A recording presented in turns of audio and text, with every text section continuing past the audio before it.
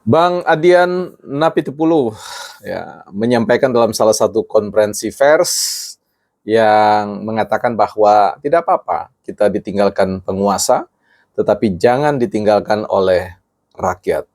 Tentu statement ini mengandung makna filosofis yang dalam kalau dilekatkan dalam konteks yang tidak dihubungkan dengan fenomena politik di Indonesia. Tapi kalau itu dihubungkan dengan persoalan realitas politik khususnya di bawah rezim Pak Jokowi, maka itu punya cerita yang lain yang perlu kita kritisi, bukan partai politik. Baik teman-teman, selamat datang di channel Bukan Partai Politik, channel kita bersama.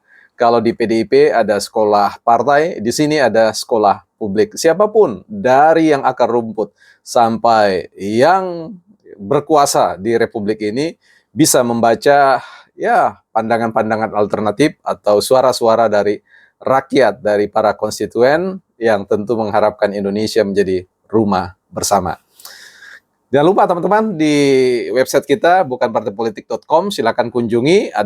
Kita akan bangun sebuah ruang sekolah publik di sana sehingga teman-teman bisa membaca referensi-referensi yang terkait dengan konten-konten yang kita sampaikan, dan tentu harus keberpihakan atau posisi kita di dalam membangun diskursus kepublikan.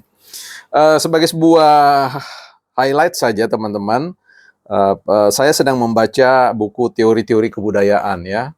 Kita sedikit ingin mempelajari lebih jauh supaya narasi-narasi yang kita bangun di ruang publik ini adalah narasi-narasi yang berbasis referensi, baik referensi teoritis, teori atau paradigma, dan kemudian kita hubungkan dengan realitas sosial ya senyatanya yang ada atau basis empirisnya. Sehingga ketika kita membangun argumentasi nanti akan ada mondar-mandir antara pemikiran-pemikiran yang sifatnya teoritis, yang filosofis, yang paradigmatik, dengan pikiran-pikiran yang kenyataannya apa yang kita hadapi dalam realitas politik sehari-hari. Ya, kita belum ulas teman-temannya karena saya sementara menjelajahi ini.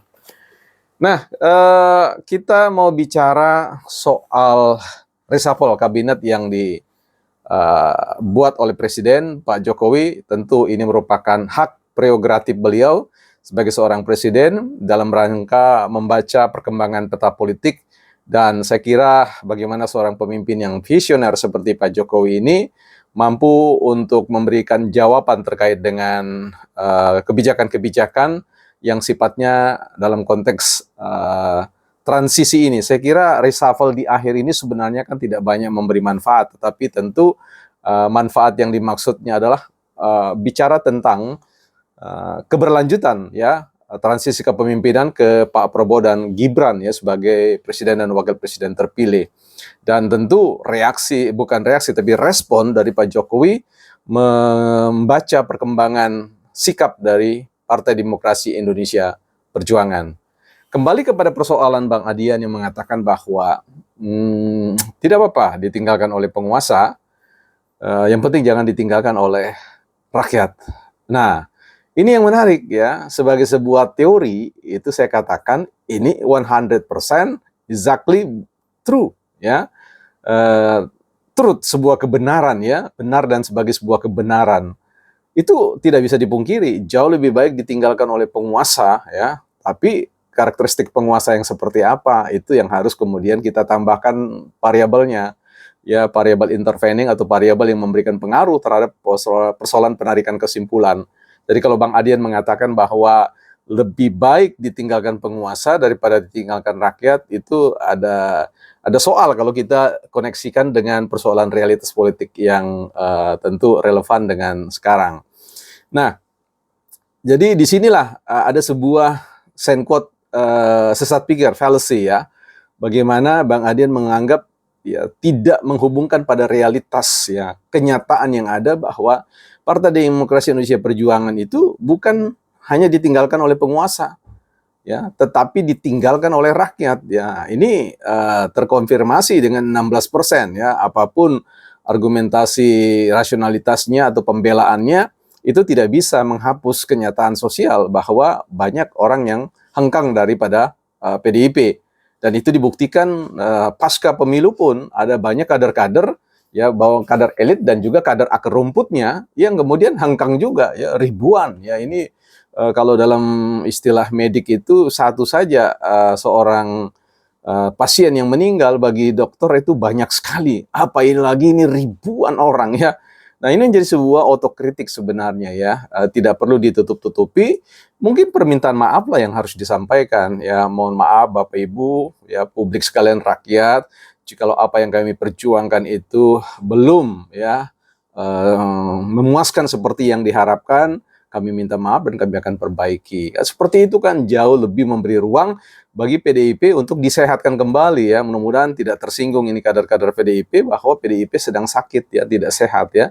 Tidak baik-baik saja saya kira, dan ini realitas yang harus suka atau tidak suka harus disadari untuk kembali menjadi partai yang sehat, yang baik. Itu harapan kita bersama bahwa PDIP janganlah ditenggelamkan, janganlah dipinggirkan.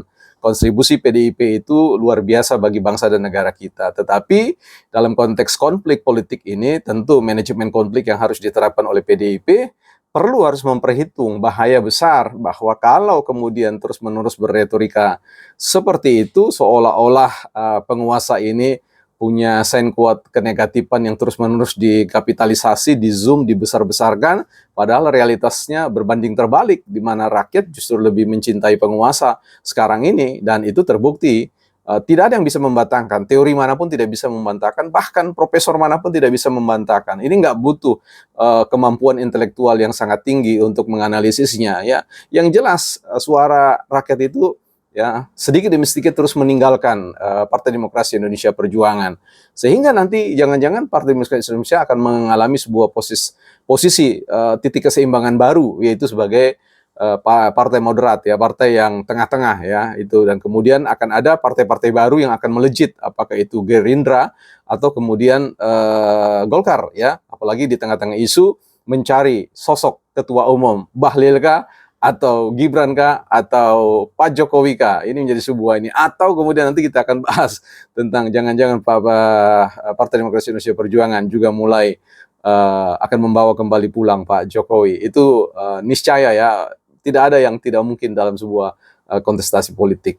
Nah, jadi di sini saya kira yang harus dipikirkan baik-baik, direnungkan oleh PDIP adalah ini bukan persoalan penguasa meninggalkan ya, rakyat meninggalkan, dan juga saya harus katakan, underline, garis bawahi dari itu adalah kader-kader terbaik PDIP meninggalkan PDIP. Apakah ini disadari atau tidak? Ya harusnya disadari ya. Kalau ingin survive dan masih menunjukkan dominasi partai, hari ini bisa saja di DPR ya Partai Demokrasi Indonesia Perjuangan menguasai kursi. Tetapi dalam politik, orang yang tidak banyak kursi ya bisa saja memainkan sebuah politik yang jauh lebih baik. Ini ibaratnya mau mengatakan seperti seorang master, pemain kartu ya, yang walaupun dibagikan kartu-kartu yang tidak terlalu baik, tetapi dengan pengalaman, spirit mental ya, mampu kemudian membalikkan keadaan dari kartu yang tidak baik menjadi pemenang ya. Dan sebaliknya, para pemain kartu amatir ya, yang memainkan kartu-kartu yang bagus yang dia terima tetapi tidak mampu memainkan itu dengan baik, juga hasilnya tidak baik, artinya kalah ya. Jadi PDIP hati-hati ya. Dalam pengalaman seperti ini, saya kira pemain kartu yang terbaik ada di posisi di mana Anda tutupi pintu ya dalam partai. Saya kira Pak Jokowi belum pernah mengatakan saya mundur dari PDIP ya, tetapi ya silakan saja, ini demokrasi, dinamika politik yang lentur, cair, dan ini memang sedikit ada nuansa humanis ya. Jadi kalau sedikit marah-marah, sedikit mencak-mencak, menyalahkan, mungkin ya kita masih bisa terima dalam batas toleransi yang katakanlah margin error yang sekian persen ya, kecil, 5% ke bawah. Tapi kalau kemudian itu mendominasi ruang publik, percakapan publik, ya saya kira itu namanya menenggelamkan perahu sendiri ya. Karena itu harapan kita, saya secara pribadi sama sekali tidak ingin Partai Demokrasi Indonesia Perjuangan tenggelam ya. Saya ingin Partai Demokrasi Indonesia Perjuangan tetap eksis dan kemudian kembali pada habit, pada kultur ya, pada sistem nilai yang menurut saya sudah tergerus dan harus kembali kepada performa yang terbaik, profil yang terbaik sebagai salah satu partai demokrasi terbesar di Indonesia ya, bukan partai politik.